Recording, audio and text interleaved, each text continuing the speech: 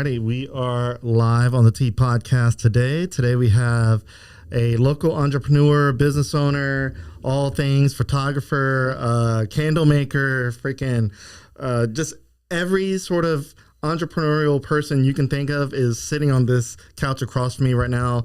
Cameron Theyard, he's a young guy. He got started around 15 years old? Yeah, 14 years old, super young. Yeah, so really great story that we have for you. First, our studio sponsor is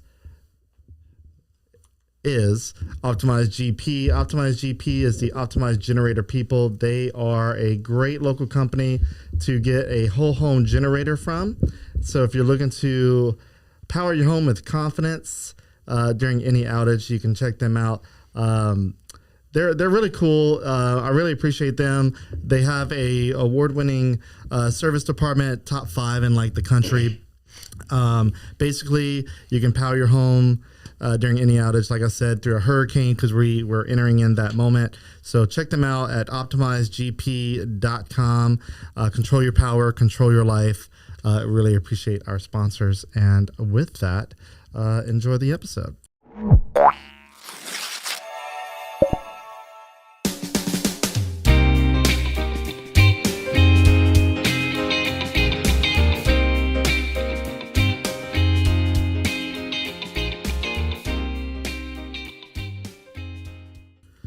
All right, and then our presenting sponsor is Chase Group Construction. They take the lead and become your one point of contact for the entire design build process. So if you're looking to build a new business from the ground up or to renovate a space, they are the company to go to. At least that's what we're going to tell you because they're sponsoring us, and they're a great local company.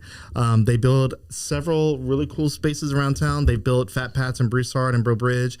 They're building a really cool pickleball restaurant in Youngsville, and they got a couple of other things up their sleeve. They're building a Christian Montessori preschool in Scott. So really great company. Check them out at chasegroupconstruction.com. And with that, let's get on with the episode. All right, so Cameron Theyard, how's it going? It's going good. Thanks for having me. Yeah, so tell us a little bit about you, man. How did you get started in photography and then doing all this stuff at 15 years old? Yeah, so it actually started a little bit before that even as well. Of course it did. So probably when I was about like 12 years old, I was serving at the church that I went to in the kids ministry.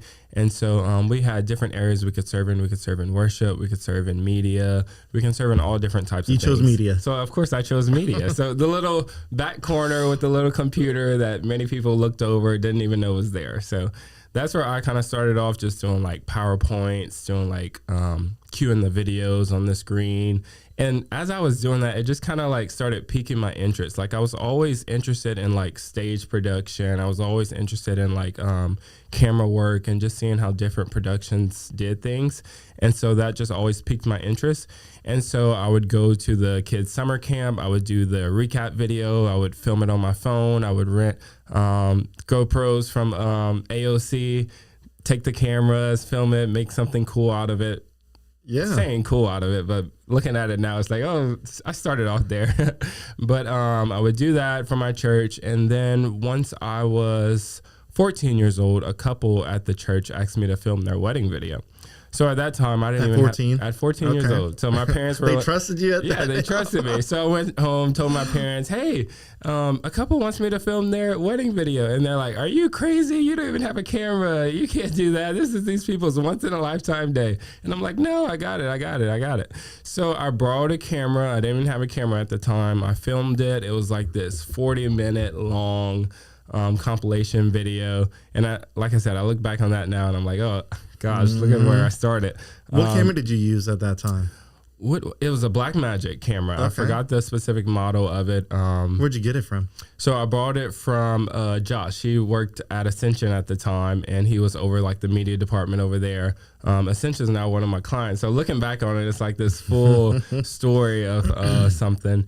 But I did that, recorded the video, edited it myself, and then my mom posted it on her Facebook page. And so that basically started my first business. At 14. At 14 essentially. years old, yep. God, dog. So after that started, people just started messaging, oh, can he do this? Can he film my wedding? Can he do this for me? Can we have this event going on? Can he film this? So it really started off with the full videography, cinematography kind of work. I would watch YouTube videos. It was a lot of trial and error. And then once it started to really pick up, my parents were like, okay, so I think we went in half on it. We bought my first camera from Best Buy. It was a Sony A6300 kit lens. I didn't know much at the time. I was just doing trial and error, learning as I went. And so I did that, started working with different people, doing different videography stuff. And then just kept evolving from there. So then I went to middle school. I was doing video projects there. I went to high school, doing stuff for our senior video, producing that for the seniors. And so then it just kind of kept evolving. So I started off all under videography. I never thought I would be a photographer. I never thought I would take a picture or anything like that. So then how that photography stuff involved into this is, so like I said, I would do the senior video for the students at my school. I went to David Thibodeau STEM Magnet Academy, did that. And so the seniors were like, oh, you do videography. Can you take my senior pictures too? And I'm like, oh, yeah. No. It's not the same thing. Me holding a video camera is not me taking pictures.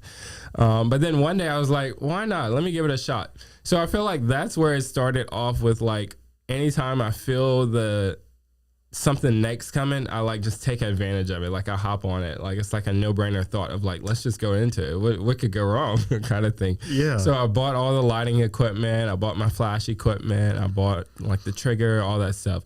And so I took one of my friend's senior pictures. I was like, hey, I bought some photography stuff. Can I take your senior pictures for free? We can meet at Park Lafayette, shoot them over there. And we did it, and they came out phenomenal. She posted them, I posted them, and then boom, that's where the photography business kind of started off. Okay, so there's a lot. Yeah, there's a lot to unpack. So going back to 14-year-old Cameron, you were in the church essentially doing media booth. Yeah, which is funny because I do media booth at my church. Really funny how just people that are naturally just curious about camera angles and just working on, they always end up there. And that's where we end up. At least I don't know if it's the same for other churches, but for us, it's hard to find other people that want to do that. Exactly. Yeah. And if you find them, they don't always stay because they're like, oh, they're doing it to serve the church, and end up realizing they don't like doing camera work for whatever reason. And I've been doing camera work at my church probably since 2011. So, and I love it. It's not the most high tech. They use a lot of the same things. OBS Studio that I use, some simple cameras. But so at what age did you start doing that in your church? I believe that was when I was 12 years old. So once we would be in the children's ministry, we had something called the Extreme Team, where you could like serve in different areas. So I started off super young. My sister was in it, so that kind of allowed me to work within it earlier. But like I said, I always liked the lights. I always liked the sound, the cameras, the what's on the screens and all that stuff. So it really just piqued my interest. That's where it kind of started. Do you still go to that same church? No, we don't. Okay. Yeah. What church was it? It was Hope Alive Freedom Church, where Surge is now. Oh, wow. So that was far enough back that I don't remember that church being in operation. Across from Walmart on Pinhead. Yeah. Yep. Yeah. So, wow. So that church doesn't exist anymore. Yes, it does exist now. It's One Church Acadiana. Okay. Yeah. Where's it located?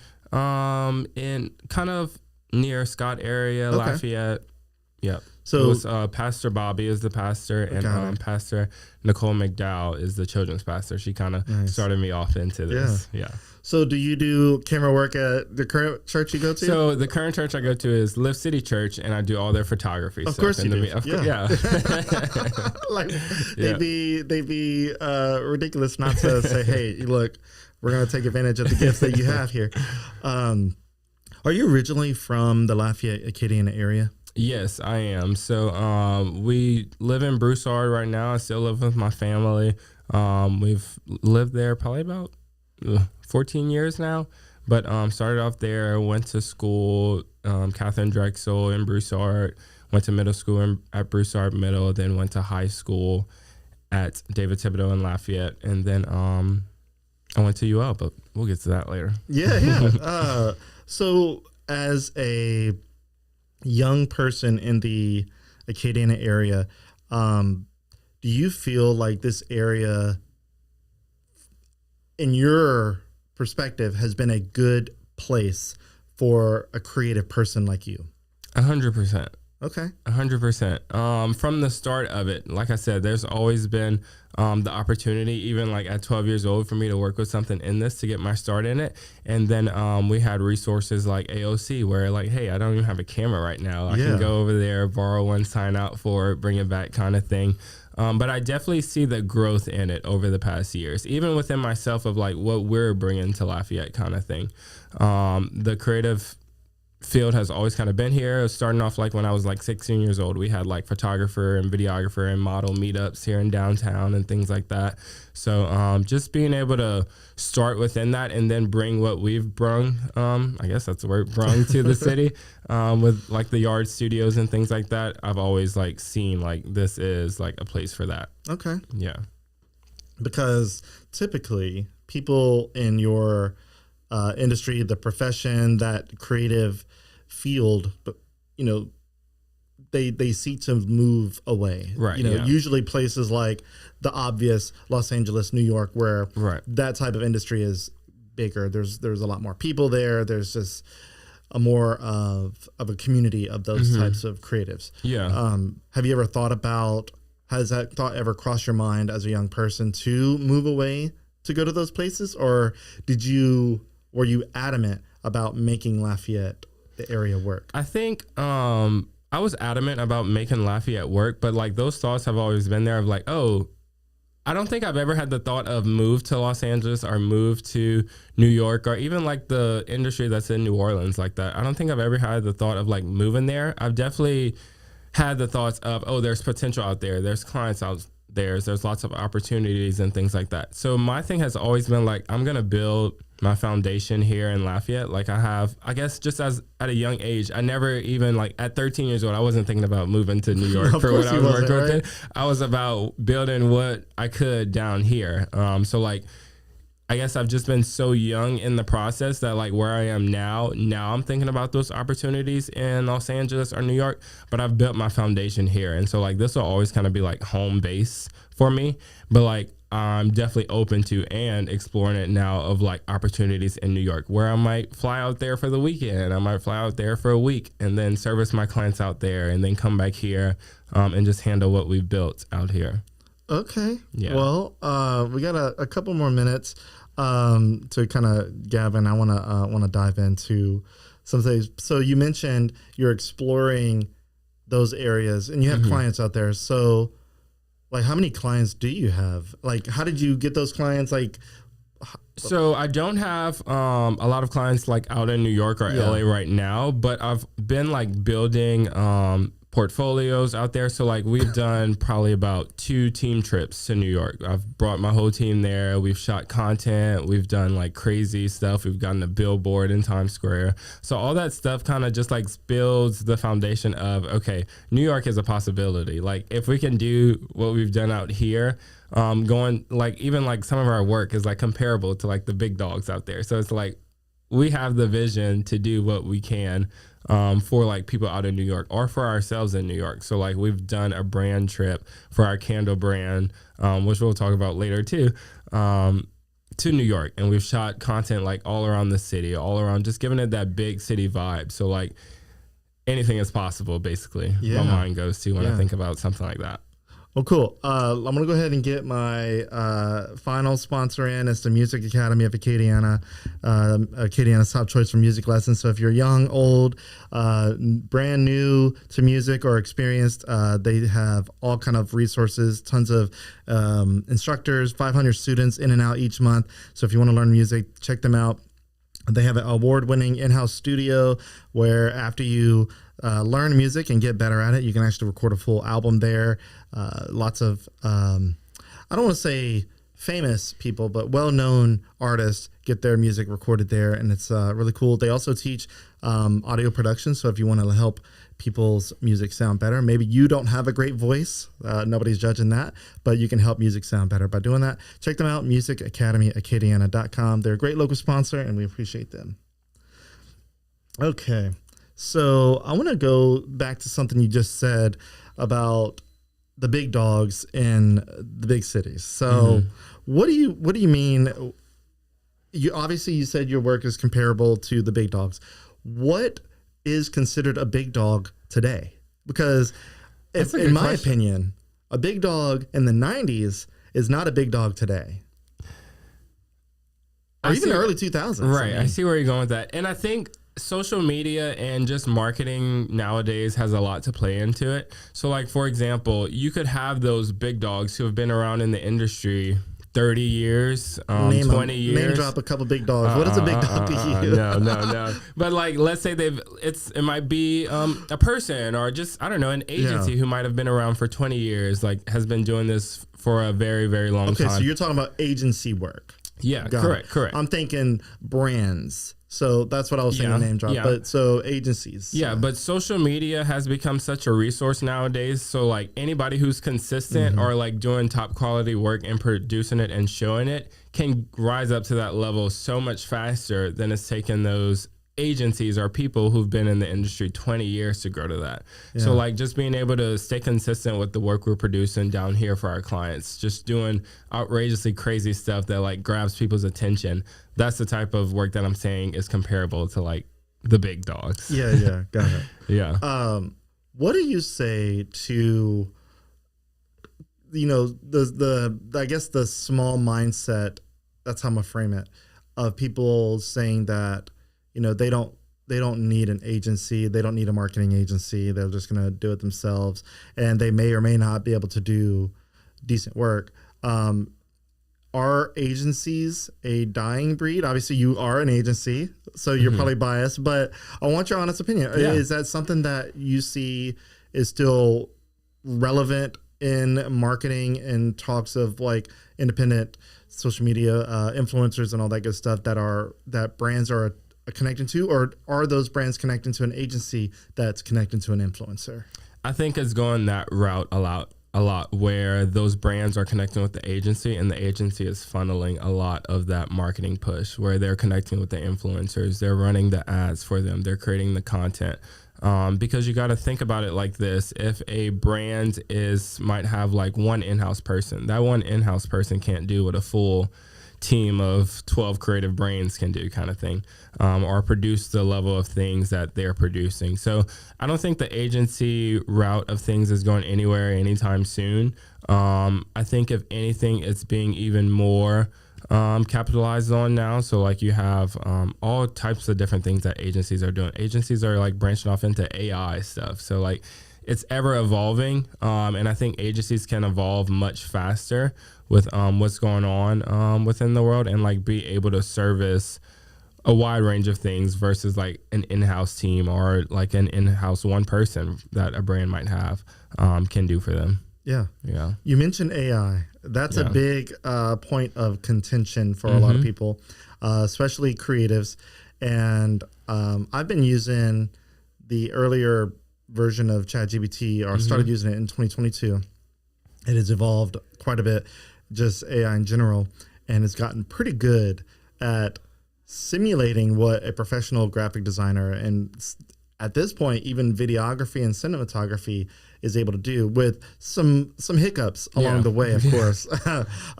We're far away from the time when Will Smith was AI generated eating spaghetti and it was the most horrific looking thing ever.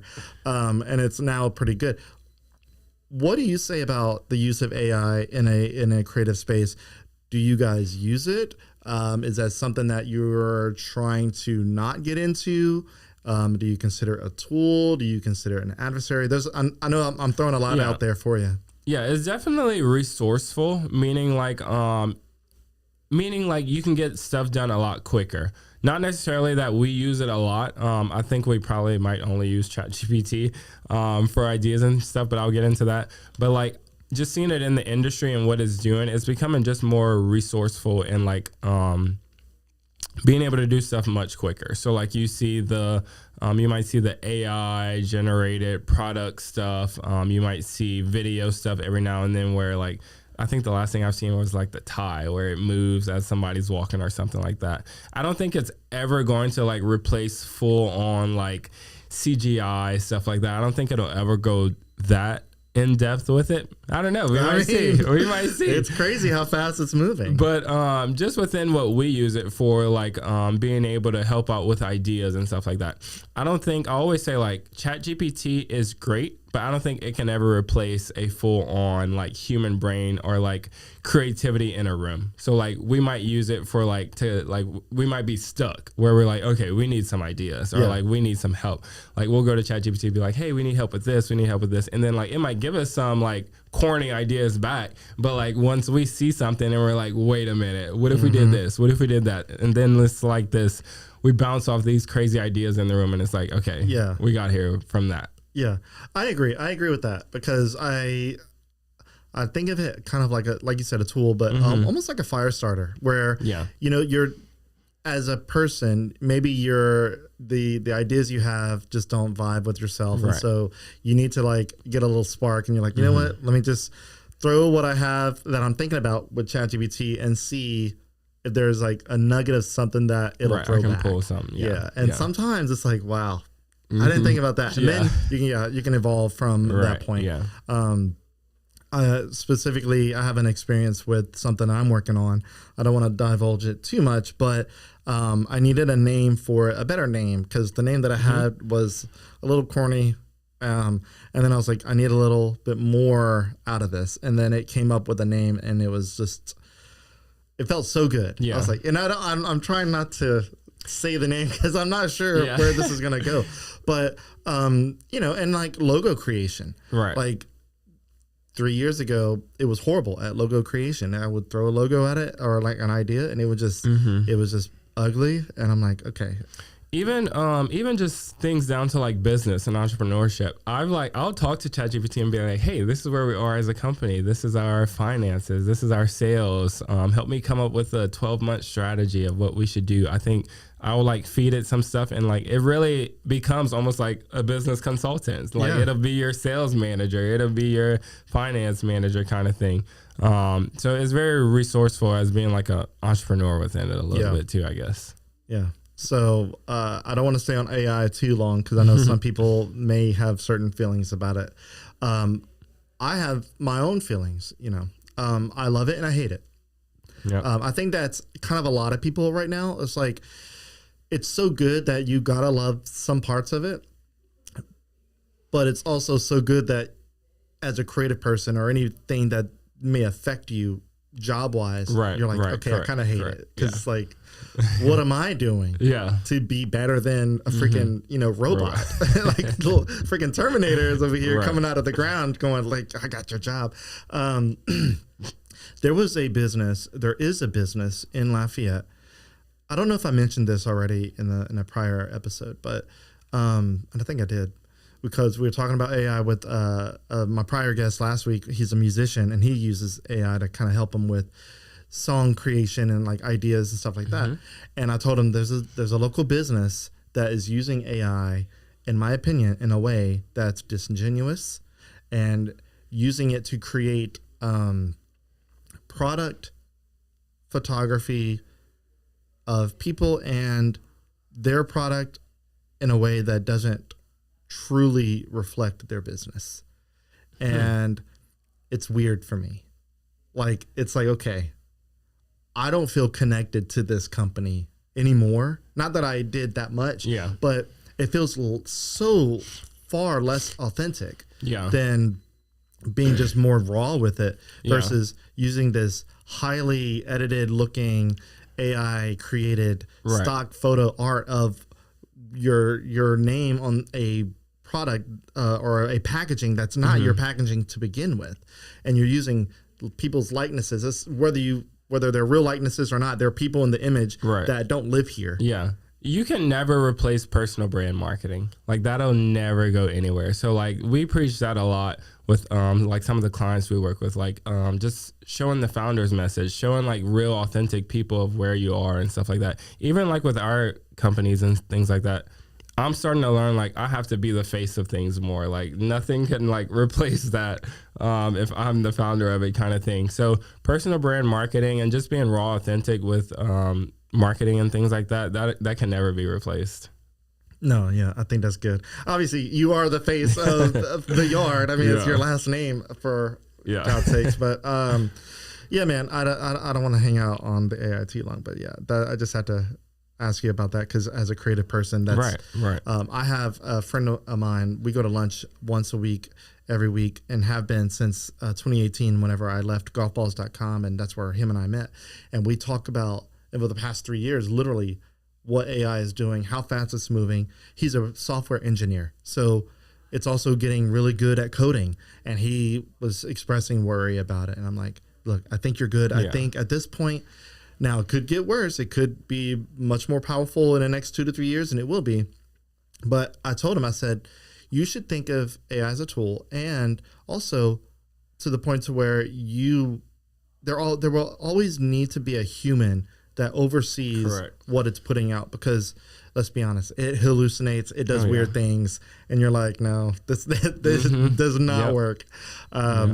So I want to go back now to your businesses. You have, I think if I remember correctly, 7 different entities or brands that you have running. Okay, for sake of just pure understanding, what are these 7 different things? Obviously, the Yard Studios, I don't know if that it comprises all 7, but like break them down for me. Yeah, so I comprise like the Yard Studios as like the main company. That's the top one. Not the top one, but like it's the name of the brand, and we have different departments under that. So we have basically 7, 6 somewhat, and then the Candle Yard is like its own thing. But essentially we have Cameron Theyard Photography Videography. So that's where I started off with. Then I do a wide range of photography and videography service for a different things, you name it. The Marketing Yard is our agency where we do content creation, commercial productions, photography productions, website designs, graphic designs, all that kind of stuff for a variety of brands, probably across like Louisiana. And then next we have the Yard Studios, where we have 2 studios in downtown Lafayette that we rent out to creatives. We have photographers use it, videographers, podcasters, content creators, small events, things like that. And then we also have a photo booth company called the Yard Photo Booths that we rent out. We have a company called the Yard Weddings, where we provide photography, videography, content creation, and our photo booth for weddings across Louisiana, Texas, California. What else am I missing? We have a brand called the Candle Yard Co. that we produce dessert and cocktail inspired candles that look like they smell. And then our last project that we're getting into is called the Williard Venue. It's a historic church on the located in Pontiac Point in Lafayette, where we're going to be renovating it and turning it into a full service wedding venue and venue for all types of events. Wow. so many. Okay. The obvious question is how are you keeping your head on? I don't know.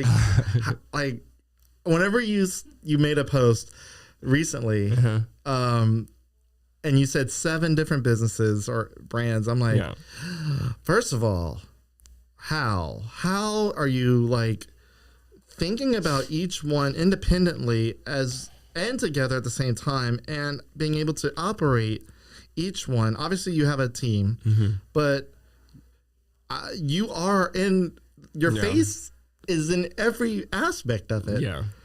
And then on top of that, you recently just graduated college. You were full-time. Full-time college student. So it's been a whirlwind. So like essentially how I look at it is all of our companies somewhat go together, meaning like it's all under creative rooms. It's all under like wedding industry stuff. It's all under photography somewhat. So I'm basically like, when I look at my companies, I'm basically the photographer and videographer and marketer for all 7 companies. So I have a team of people. We have probably about like 14 employees who help us out with all kind of different things, social media, bookings, editing, client management, all that stuff. So I can basically stay like a visionary over everything and do the thing that I love, which is where I started off in photography and videography. I can do that and market all the different brands that we have. So people see like the Candle Yard and they're like, okay, we know you do like service-based stuff. We know you do marketing and photography. How'd you start selling candles? Exactly. My question is how you get into that? How did I start selling candles? So I guess over the past like 6 months under like our marketing agency, we've been working with a lot of product and e-commerce companies. So doing their product photography, doing their product videos and things like that. And I've like over that time span, I've just grown interest in it. I'm like, oh, this is so cool. These people are selling these products so easily. We have TikTok shop now. We have ads that you can run. We have all kind of, you can be super creative. Like brands are going to the extreme to market their products basically now. So I had a dream one day and I was like, oh, I wish like I could have my own product that I can market. And I want it to be like something super fun. One of the top things I love to market is like things that look good, smell good, even taste good. So like restaurants, donuts, things like that. So I was like, oh, how do I come up with my own product that like people buy all the time? It's something that looks good, smells good, and almost looks like it would taste good. And so then we landed with this right here. Yeah. So we came up with different concepts for dessert inspired candles. So like on the table right here, we have a strawberry cake candle. We have a Biscoff cookie candle. We have our new birthday cake candle. And so we basically, like I said, market these to the extreme. So like when we were coming out with the Biscoff cookie candle, of course, our marketing concept was going to be the full airplane, flight attendant. We had one of our brand models walking into Lafayette Airport with like a suitcase. She's dressed as a flight attendant, really selling the experience that you'll get with one of these candles. So like you light it, which we can do now. Yeah. We light it and it takes you to when you're thinking about getting those cookies on the airplane. It might take a second to let's see if it just pop it a couple times. Yeah, let's see. You need help? Yeah, maybe take a try at it. But this has been, we've probably only been doing the Candle Yard probably about 6 months now, and so struggling with the lighter. So good. But yeah, we have a lighter. No. We've only been doing this probably about like 6 months now. Yeah. And so probably within the first 3 months, we've had like influencers on TikTok buying them. We've had people reaching out to sell them with us. We even had a beauty influencer on TikTok with like 2 billion views, 20 million followers, Michaela Nagura. She bought them herself, purchased them, and posted a video review of it. And then how it works on TikTok is you can have people link your product on the video and people can buy it straight off of it. So if you have an influencer like that, it was literally a random day. I was in line at Pliable in Lafayette. I was talking to one of our team members, Cecilia, one of our social media managers. And so I was like, man, we've been going so hard on our marketing. Like we want to grow to like just be a huge TikTok shop brand because it's so fun. And I was like, we're going to get there one day. Yeah. So mind you, 30 minutes later, I'm in line at Pliable and my Shopify notification starts like ringing off the hook. Like every 2 minutes, there was a new order coming through. I'm like, what is going on? I'm like, maybe something we posted is working. I don't know. I'm not going to touch anything.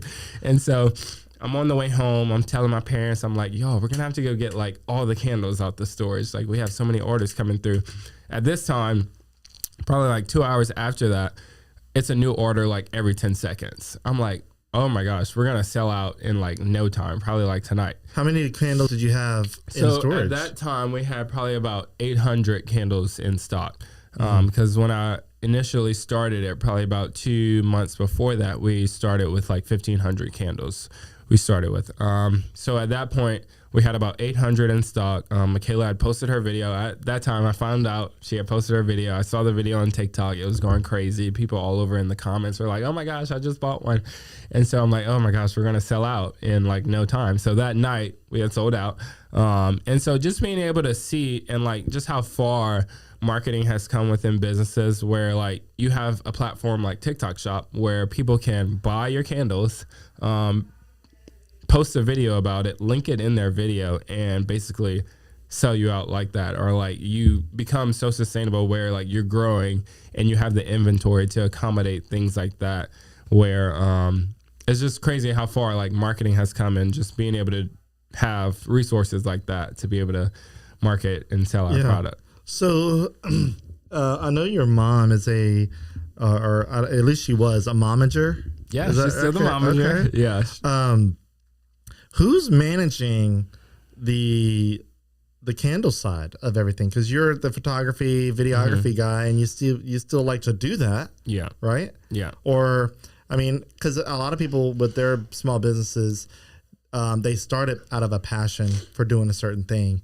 And then as the business grows, they start being forced into doing the quote unquote, the boring stuff. The administration side, the actually running the business, and then tend to fall off on the reason why they started the business anyway. Right. How are you maintaining that, and also starting another company, essentially a product line of candles? Like, are you asleep at all? Like, no, like how does this... So, but thankfully with my team, like I can stay the visionary of all this. So like I can look at this and go, hey, we need to grow this by 5 new scents. We need to grow into wax melts. We need to grow into all this other stuff. We need to get it in stores. We need to go to trade shows. So like I can stay the visionary of like the goals and everything like that. But like I said, thankfully, like I have a team of people who helps me. We have like a director of operations, Mercedes, she's here, who can kind of help me with the logistical side of things. I don't think we have like a boring side of what we do. It's more so of like we're all working together. So like the creative team has to work with the logistical team because we have to know like, okay, how many are we selling with this? Do we need to market this more kind of stuff? So I like to stay within all of it kind of thing, but I can't, with the hours in a day, I can't do everything. It would be fun to do it, but like I have to reasonably look at my time and go, okay, I can only show up to work with the Candle Yard for like 2 hours today and take some pictures and market it and have fun with the brand shoots and stuff like that. But like packaging, I can't do that. Logistically, looking at inventory and all that stuff, I can't do that. We'll do that like in our monthly meeting or something like that. But I'm glad that I can stay the visionary and the photographer of most of our companies. Yeah, so you still do the passionate side of the business for you. Right, If you want, go ahead and hold up the candles. I'm going to put the camera staying on you. And so, so this is our strawberry cake candle. This is our like top seller. This is, people see this. It goes crazy on TikTok. This is definitely our most sold product. So describe the layers. So everything right here that you see is all wax. So it all burns. It's all made out of soy wax. So you can't eat it. You cannot eat this. Because it looks like I want to say We've had a ton of comments, a ton of inquiries of, can you eat this? You cannot. Do you have a warning label that says, please do not eat? Yes, on our website, everywhere. Please do not eat it. But like I said, all this is wax. It's made out of soy wax. We have molds on it to be able to do the decorative stuff and things like that. So this is our top seller. Then we have right here a Biscoff cookie candle. So think about those cookies you get on the Delta flight. Smells exactly like it. You even have the Biscoff cookie at the top right there. And then this one right here, this is our newest one that we came out with. Is that a birthday cake? Yep, it sure is. We came out with this one last week. Smells exactly how it looks. Birthday cake vibes. Man, okay. So let me tell you something. Looking at them, the Biscoff one feels very fall to me. I don't know if it's a fall vibe, but it's what it feels like. Where are you now? You don't have to disclose this if you don't want to. Are you making these locally, or are you is there a third party that helps you fulfill the product and help you make it. Yep. So I came up with all the designs. I came up with the scents. We went through different test samples and everything like that. But clearly I don't have the time to, or the resources in the team to be able to make this all in-house. So we work with a manufacturer that makes them. We give them design inputs. We basically do like 3D models of them. And it's like, hey, we want it to look like this, smell like this. We do different test samples. It's a full process. It's fun though. A Brandon Senegal says, where is this at? So I'm guessing, where can he get them? So these candles are available on our website. We do offer local pickup here in Lafayette, but you can go to our website, which is www.thecandleyard.co. And you can see all of them on there. It's also available on TikTok Shop, where you can buy them off of there. We'll ship. We ship all across the United States, Canada, Europe, I believe, some countries. But we're looking to expand this. So like we're looking to put these in stores. We're looking to go to trade shows, get them in retail places. So if you're a business owner out there, hit us up. Yeah. So how many scents do you have? So currently we have 6 different dessert candle scents. So we have these right here: strawberry cake, biscoff cookie, birthday cake. We also have a banana pudding candle. It looks exactly like banana pudding too. We have a key lime pie candle, which we're sold out of right now, but it'll be coming back in stock soon. We also have a lemon cupcake candle. And am I missing one? No, that's all of them. All 6. When are you going to get into savory candles? When you're gonna create a Thanksgiving candle? Maybe, or we might just do the desserts of Thanksgiving. Yeah. So we have some other scents in the pipeline for coming up this year. Potentially, I'll give one out. We might be doing a blueberry cheesecake one, and it literally will come with a slice on top. You got to get with LA Cheesecake Bakery. Yep, that's coming. See, look at this. Yeah. Okay, so John Melanson says, I'm going to eat that candle. Don't eat it, please. Look, light it up. He might have an iron stomach. I don't know. And then Chase Fontenot says, looks awesome. So, funny, the demographic that's liking the candle so far is it's just the guys here. Yeah. Look, I'm no stranger to going into Bath and Body Works with my wife and definitely having fun, opening up the lids and taking a sniff out of them. Yeah. But you said these are soy based. Yeah, so these are soy based, clean, everything like that. So essentially what I'm trying to turn this into is like the dessert version of Bath and Body Works. So growing out the scent line of all the different stuff that we have. So making new scents, going into wax melts. We actually have a product right now. It's called the Cookie Box, and it comes with 4 cookies in it.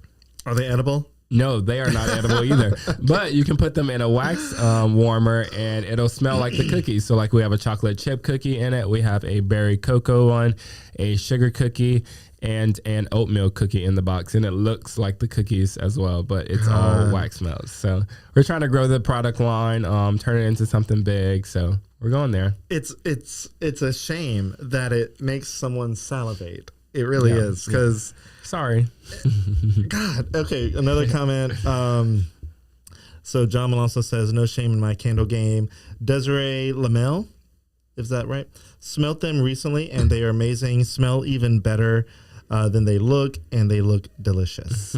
Brandon Senegal says, this is awesome. I literally just bought one. Oh, thank you, Brandon. Well, Brandon, that's awesome. And look, he put the link in the comments for you. Okay. John Malonzo says, crossover with Caroline's. Is it a candle? So basically, I guess with her cookies. We might have to. God, we might have to explore that. That's right up the alley of local business here. Okay, so the candles are a hot topic, apparently. I did not expect this. I really didn't. So when did you start the candle thing again? So we started this in November. So of last year, yeah. Of last year. But I started the process of everything probably like August. So like designing them and all that type of stuff. So we started off with a launch pop-up shop at our studio, The-Yard Studios downtown. So we basically said, okay, we're about to turn our studio into a bakery shop. So we had display cases like you would go in a bakery shop and pick what you want. Yep. We had the candles and things like that. We had full displays. We had a dessert bar where you can get the candle that you were maybe smelling or stuff like that. So we had banana pudding, key lime pie, all of that.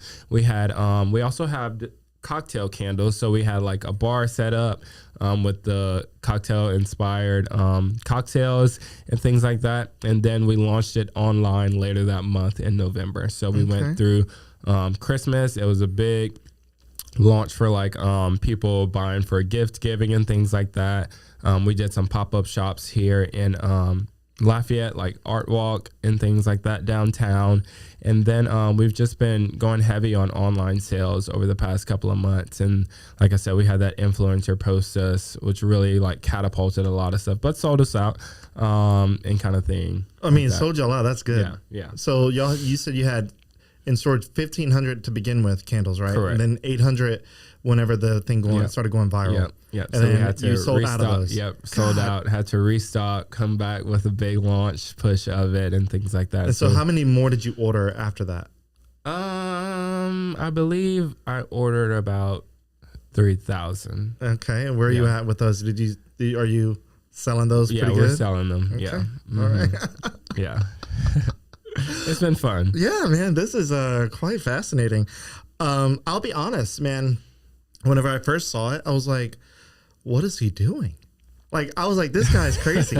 He's going way off the rails of his creative business model and the service industry that he provides. And he's pivoting into this candle thing. Like, does he even like candles? Like, what is this? And then I'll be honest, man, that was the first time I've ever seen any candle that looked quite like this. Right. And then, like social media works these days, the algorithm says, oh, you liked the way that looked, didn't you? So now I'm starting to see other similar products. So you're right on the cusp of how this is going. Yeah. So I love like creative in all realms of things. So not just the camera, not just the marketing. I'm even going down to it into products now. And I'm seeing that becoming like evolved as like the clients we're working with in now too. Like now when I'm going like talk to them about like what they need help with, I'm not just talking about the camera and things like that. I'm like, okay, so what are your products? Like what could you like potentially branch off into? Like what's your top seller? Like my brain just goes all over the place now. It's not just I'm coming there to take pictures or something like that. I'm like, okay, what could you like grow this into? Like my brain has become like a visionary of like what could we do all around, not just the marketing of it, but like the product of it. So now I'm like, okay, what's the next scent we could do? What's the next thing we could do? How can we make these look even crazier? How can we make a blueberry cheesecake candle look super crazy and things like that? So that's where like I've been evolving for the past couple of months, and I like this area of it. I don't like to stay confined into one thing. I like to have my hands in different things that clearly. I like to have my hands in different things that like keep my creative like juices flowing. Like it's the half entrepreneur in me and half the creative in me that's like, okay, what can we do? Yeah, as a creative myself, my wife is always like, you're creating something again. You're creating something new. Like I'm always tinkering with something. Like a couple of things I'm working on, like that I was mentioning earlier.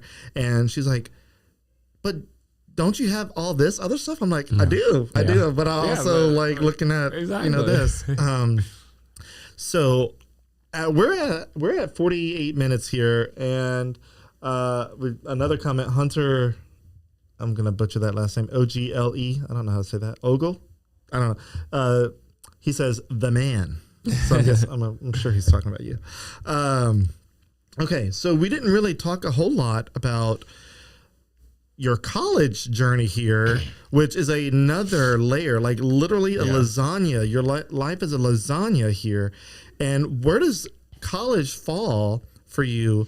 And why was college important for you at this point? Yeah. So everyone in my family is basically educators. There are teachers, there are school counselors. They couldn't imagine you not having a degree. They could not imagine it without. So my mom is a school counselor. My dad's a school teacher. My sister, who graduated as well, is teaching as well. So it's rooted in that. So when I was graduating high school and things like that, when I was graduating high school, I opened my studio downtown.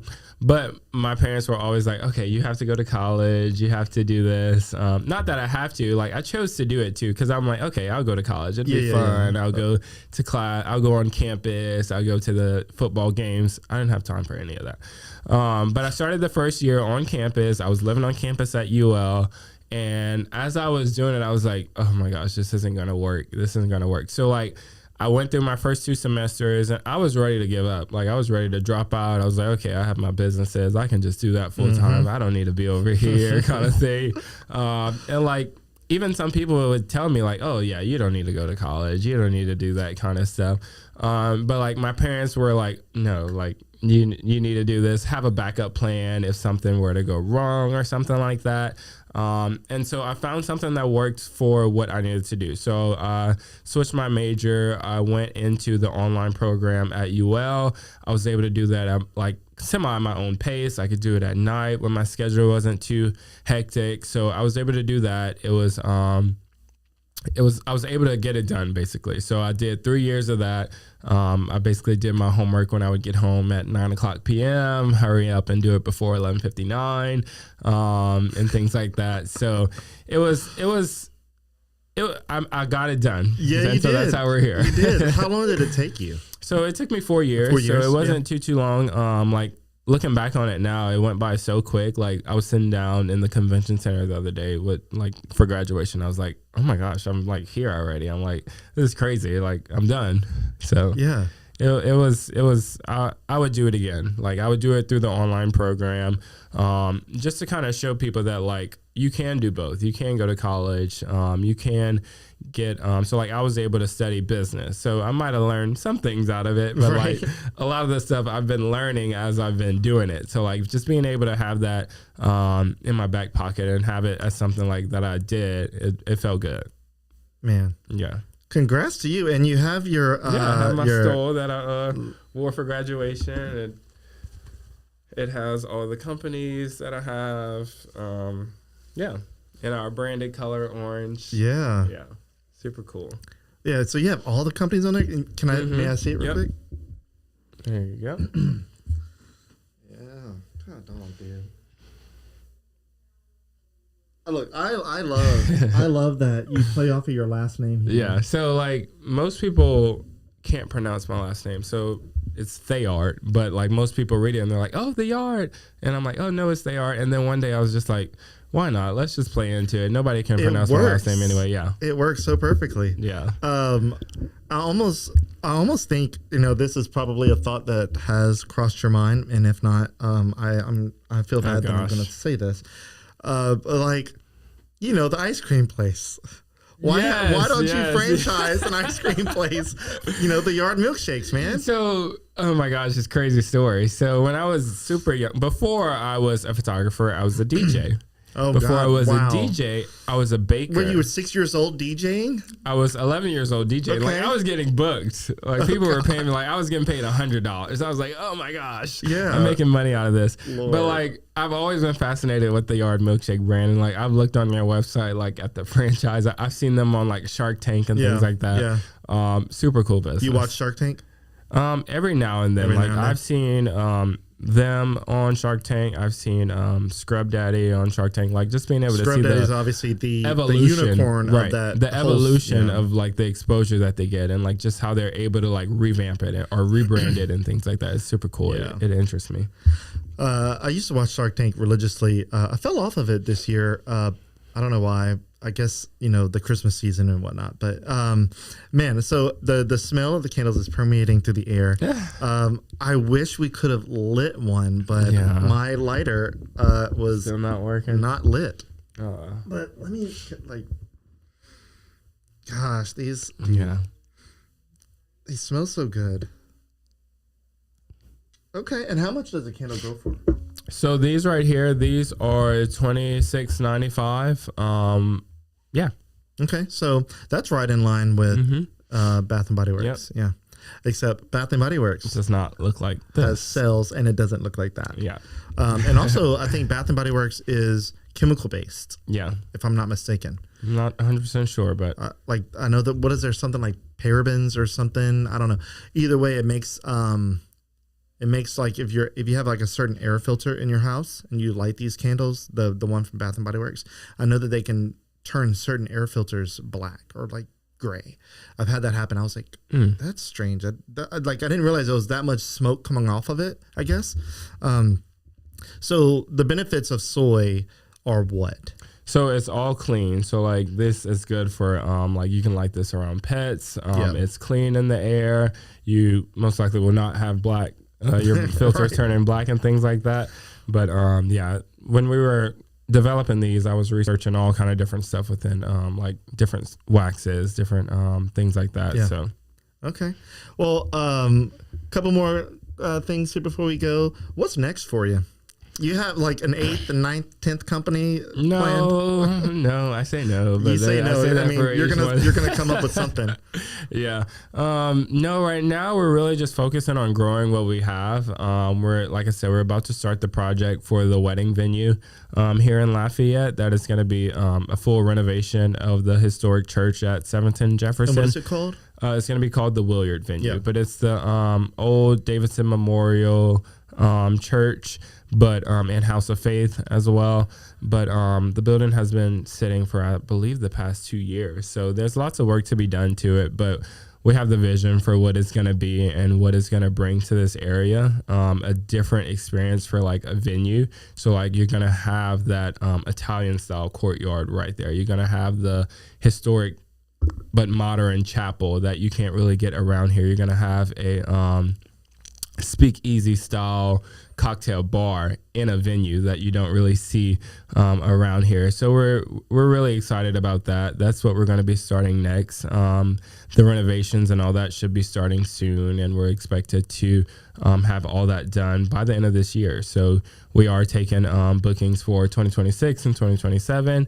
So we're super excited about that. That's what we'll be growing next. Yeah. And this is there's a local developer. Is it Robbie? Yes, Robbie's working on it with us. He's super great. He does this. He has all of his works in the that area as well. John Nickerson House, Maison Mouton. Yeah, he's very passionate about that area of town. Yes, historic preservation, all that stuff. He's the man. Yeah. He's an innovator in the space, and he's definitely doing a lot to preserve some old properties in Lafayette and doing a great job at it. Man, so is there anything else before we go? Because I feel like there's so much, and I think we covered a lot. Yeah, I think we covered the bases of everything. We'll have to do this again soon. Man, so I guess before we go, what was your, I should have asked this at the very beginning, but going from high school and opening up your first physical location, because you were doing it just kind of out of your house, or before you had an office in downtown? So before I had an office downtown, I was strictly doing just like outdoor photography and things like that. But when I was getting my studio, when I was graduating high school, that's when we started downtown and doing studio and stuff. Was that scary for you? No, it wasn't scary. I've always had the mindset of like, if I see something that inspires me, like if I see other studio photographers on Instagram or something like that, I'm like, ooh, I want to do that. And so like, I'll just jump into it and fix out the kinks as I go. So it wasn't too scary. My first session that I have to do studio, like it wasn't ready yet. I don't think the electricity was on or something. So I just brought all the equipment to my house, set up the backdrop that came over the air, and then our next one was in the studio. It was cool. Yeah. Awesome, man. Well, this has been quite the episode. I enjoyed it. Kudos to everything you've been able to do. And also with 4 years of college, like, God, I mean, a lot. Honestly, whenever I saw you make that post about graduating, I was like, first of all, how? Because I feel like my head spins doing what I'm doing. And I'm like focusing on literally like mainly one thing. And then also I have a family. So like that one thing in my family. And of course I do a couple of things with, I do some videos in here and there, but nothing to the point of like managing and trying to keep my head on straight by doing all the stuff you do. and the traveling, like you guys are always going somewhere. Like, yep. It's crazy. It really is. So congrats to everything so far for you guys and the success. And I look forward to continuing to follow along and see where you go. And don't forget the small people, bro. I won't. Thank you so much for the opportunity. It was fun. Yeah, I appreciate it, you guys. Thank you for watching. Thank you for commenting if you did. And obviously the website is in the comment section now, thecandleyard.co, or you can go to theyardstudiosla.com to check out all of the numerous amounts of things that these guys do. And with that, we'll see you on the next one. Cameron, Mercedes, and Cecilia, thank y'all for coming, and enjoy y'all's the rest of y'all's week, and have a great weekend. You too. All right. That's it, guys. You have a good one.